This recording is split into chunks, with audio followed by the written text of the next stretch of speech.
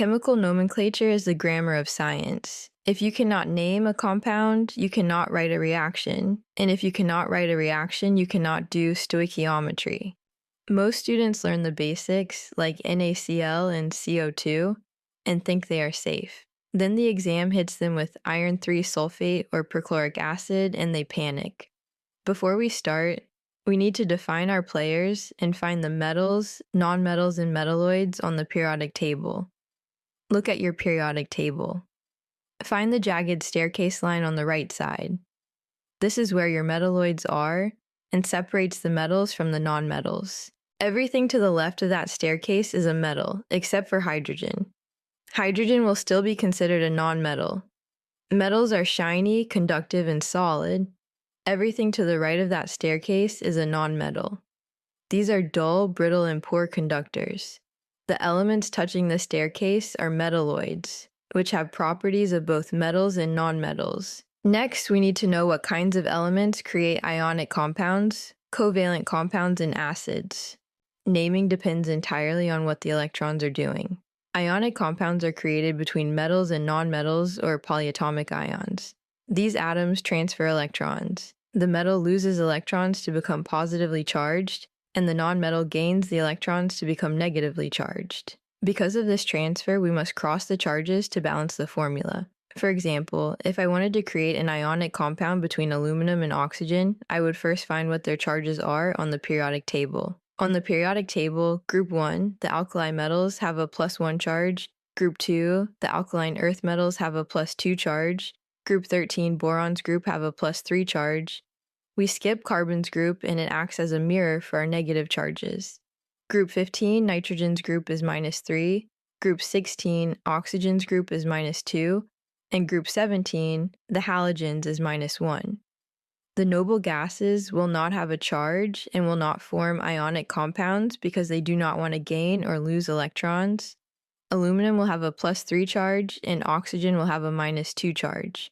Crossing the charges, we get the formula Al2O3. Ionic compounds form hard, brittle crystals with high melting points.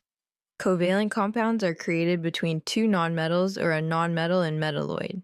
These atoms share electrons to reach stability. Because they share, there are no charges to cross. Do not cross charges here. Instead, we use prefixes to tell us how many of each atom we have in the bond.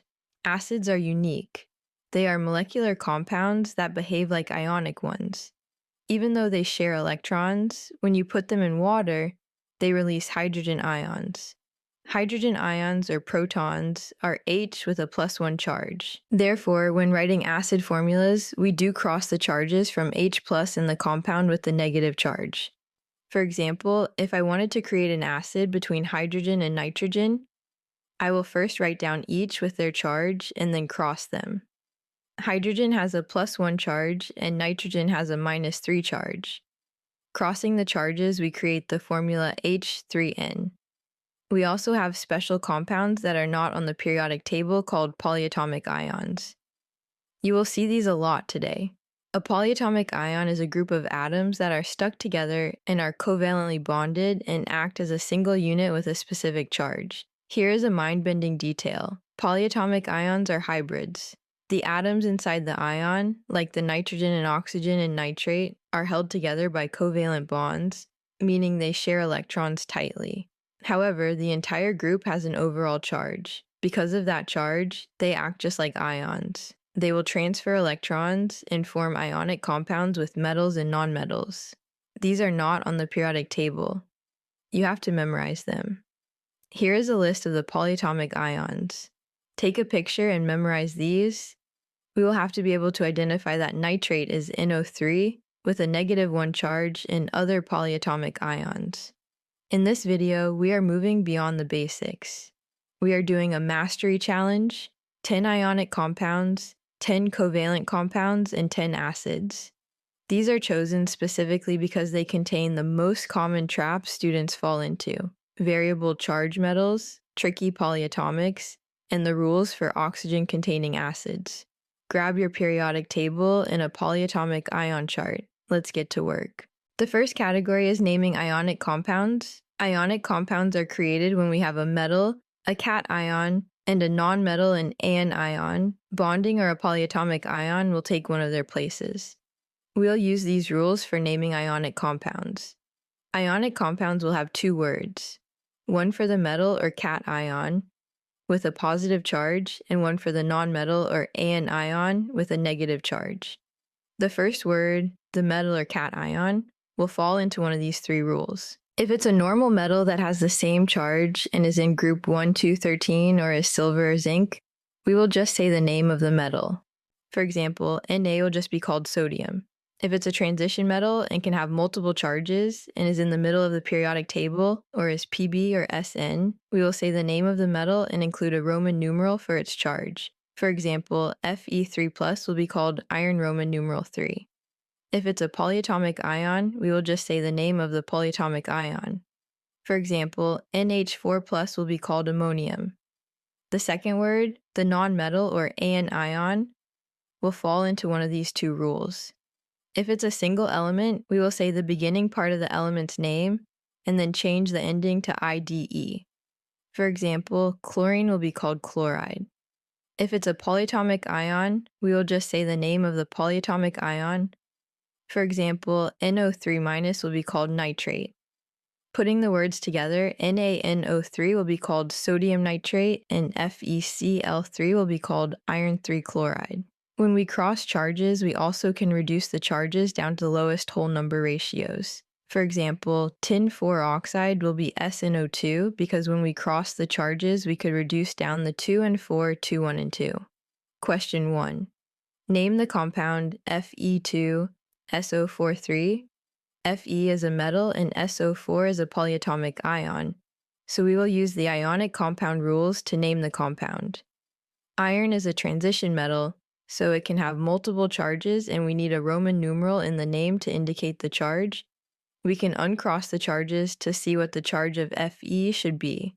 SO4 is a polyatomic ion called sulfate, and it has a -2 charge. A 3 crossed over in the formula, so Fe had a +3 charge. The name is iron 3 sulfate. Question 2. Name the compound PbO2. Lead is a metal and oxygen is a nonmetal, so we will use the ionic compound rules to name the compound. Pb is a transition metal and can have multiple charges, so we need a Roman numeral in the name to indicate the charge. We have to uncross the charges to see what the charge of Pb should be.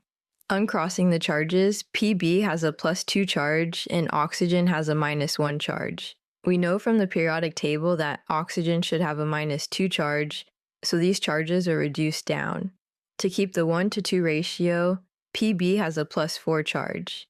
Then if we cross the charges again, we would get Pb2O4, which would simplify to PbO2. The name is lead 4 oxide. Question 3. Name the compound NH4NO3. There is no metal, but NH4 is ammonium, a polyatomic ion, so we will use the ionic compound rules to name the compound. NO3 is nitrate, another polyatomic ion. The rule is, when you have two polyatomics, just say their names. The name is ammonium nitrate. Question 4, name the compound Cu3P2. Copper is a transition metal and phosphorus is a nonmetal, so we will use ionic compound rules. For transition metals, we have to see what the charge of the metal is by uncrossing their charges in the formula and making sure the charges were not reduced by double-checking the charge of the nonmetal with the periodic table. Uncrossing the charges, copper has a +2 charge and phosphorus has a -3 charge. On the periodic table, phosphorus does have a -3 charge, so they were not reduced.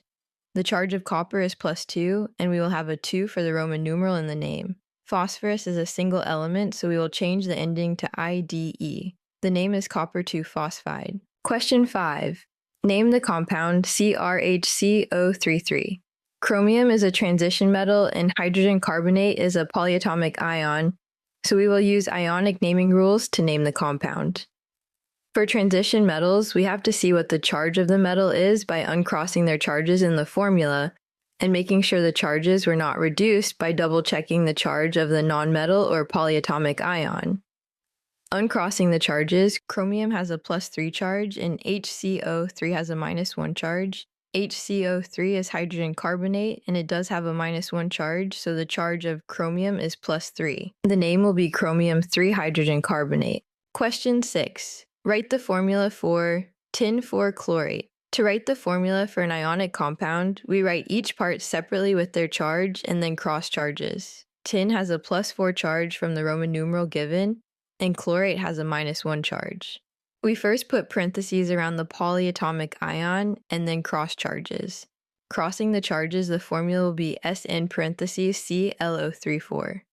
Question 7. Write the formula for cobalt 2 phosphate. To write the formula for an ionic compound, we write each part separately with their charge and then cross charges. Cobalt has a +2 charge from the Roman numeral given, and phosphate has a -3 charge. We first put parentheses around the polyatomic ion and then cross charges. Crossing the charges, the formula will be CO3 parentheses PO42. Question 8. Write the formula for silver dichromate. To write the formula for an ionic compound, we write each part separately with their charge and then cross charges. Silver is a fixed charge transition metal and always has a +1 charge. Dichromate has a -2 charge. We first put parentheses around the polyatomic ion and then cross charges. Crossing the charges, the formula will be Ag2Cr207. Question 9. Write the formula for magnesium hydroxide. To write the formula for an ionic compound, we write each part separately with their charge and then cross charges. Magnesium is in group 2, so it has a fixed +2 charge. Hydroxide has a -1 charge. We must put parentheses around the polyatomic ion before crossing charges. Crossing the charges, the formula will be Mg parentheses OH2. Question 10. Write the formula for manganese 7 oxide. To write the formula for an ionic compound, we write each part separately with their charge and then cross charges. Manganese has a +7 charge from the Roman numeral given, and oxide has a -2 charge. Crossing the charges, the formula will be Mn2O7. Category 2 is naming covalent or molecular compounds. Molecular compounds are created between two nonmetals or a nonmetal and metalloid. There will be 2 words for each molecular compound. We put the prefix in front of the element to indicate the amount we have of that element in the name. For example, N2O4 will be called dinitrogen tetraoxide.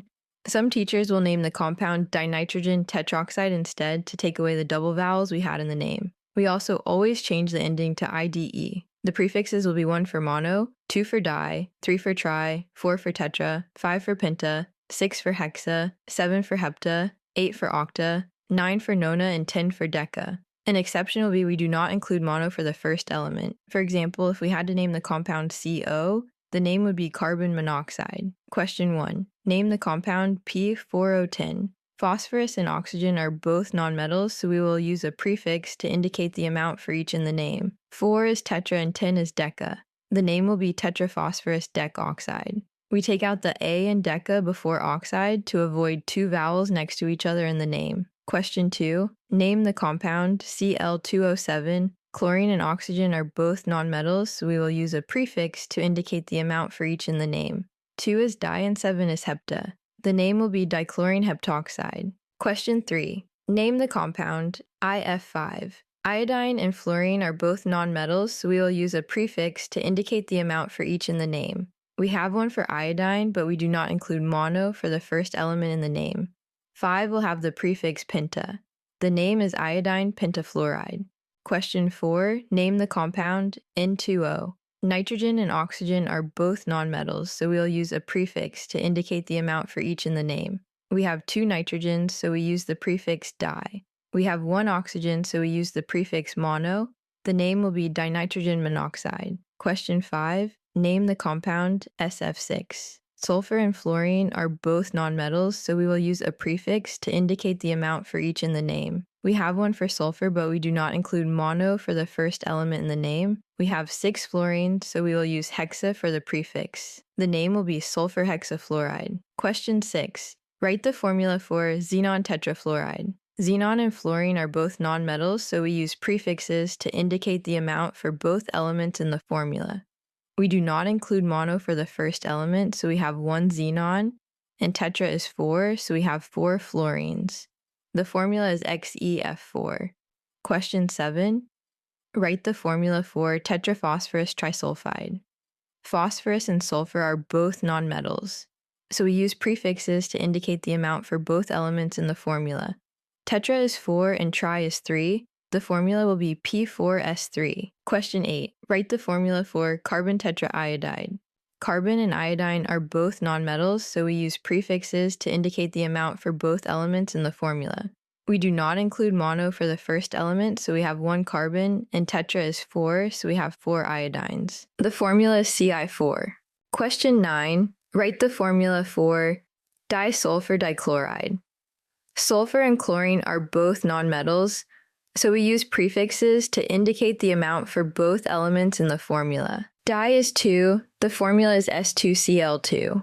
Question 10. Write the formula for arsenic pentabromide. Arsenic is a metalloid and bromine is a nonmetal, so we use covalent rules with prefixes to indicate the amount for both elements in the formula. We do not include mono for the first element, so we have 1 arsenic, and penta is 5, so we have 5 bromines. The formula is AsBr5. Category 3 is naming acids. We have an acid when we have H directly in front of the chemical formula or directly in back of a chemical formula. For example, common acids are HFCH3COOH and HC2H3O2. There are 2 different ways to name acids. The first way will be when we have H bonded to one element, and the second way will be when we have H bonded to a polyatomic ion. When hydrogen is bonded to a single element, the name will follow hydro beginning part of the element's name, and then ic acid. For example, HCl is hydrochloric acid and HF is hydrofluoric acid. The only exception is when we have HCN. HCN is called hydrocyanic acid. When hydrogen is bonded to a polyatomic ion, we have 2 different ways to name the acid. If the polyatomic ion ends in ATE, we change the ending to ic acid. For example, HNO3 has the polyatomic ion nitrate, so the name will be nitric acid. If the polyatomic ion ends in ITE, we change the ending to OUS acid. For example, HNO2 has the polyatomic ion nitrite, so the name will be nitrous acid. If you have an F, add UR, and if you have a pH, add OR. For example, H2SO4 is named sulfuric acid and H3PO4 is named phosphoric acid. Adding UR and OR allows for a better flow of wording in the name. When you create the formula from the name, you write each part separately with their charge and then cross charges. Hydrogen will always have a +1 charge. For example, hydronitric acid is created when hydrogen with a +1 charge and nitrogen with a -3 charge come together to form H3N. Question 1. Name the acid HI. Hydrogen is directly in front of the compound, so we have an acid, and hydrogen is bonded to a single element. I is iodine, so the name will be hydroiodic acid. Question 2. Name the acid H2SO4. Hydrogen is directly in front of the compound, so we have an acid and hydrogen is bonded to a polyatomic ion. SO4 is sulfate, so the name will be sulfuric acid. Question 3. Name the acid H2SO3. Hydrogen is directly in front of the compound, so we have an acid, and hydrogen is bonded to a polyatomic ion. SO3 is sulfite, so the name will be sulfurous acid. Question 4. Name the acid HClO4.